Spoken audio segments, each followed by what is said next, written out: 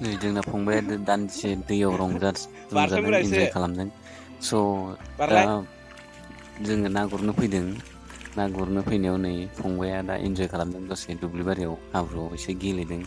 नोंथांमोना नायलांबाय थादो हो आंनि बे सुसमिता जे ब्लग्सआव अननायनि गेजेरजों खावलायनाय थाबाय नोंथांमोना नायलांबानो जाबाय आंनि ब्लगखौ माबायदि नुदों कमेन्ट खालामनानै खोन्थाहरबानो जाबाय नायलांबाय थादो नायदो नै ना गुरदों आंनाबो हिन्जावा ना गुरहैदों नोंथांमोना नायलांबाय थादो देखायलांबाय थानोसै नै ना गुरनानै फैबाय दा नाखौ माबेसे मोनदों बोरो नायदो नै नाखौ नायनांगौ एसे आं नोंथांमोननो देखायनोसै नाया नै नाया मोजां मोजां साफा साफा मोनथारदों दासो ना गुरना फैदों ना नै गुरखांनानै फैबाय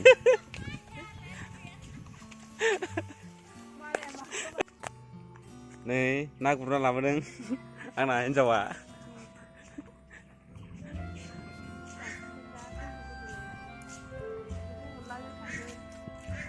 अनलाजों संमारगोन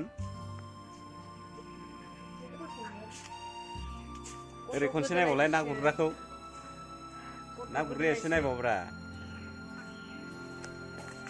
बे जाहैबाय चेनेलनि मेन मालिक बिनि नामानो जाहैबाय सुसमिता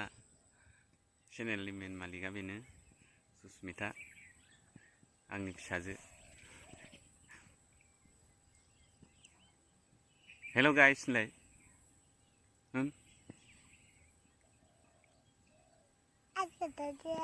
हेल' गाइस होन वेलकाम बेक टु माय इउटुब चेनेल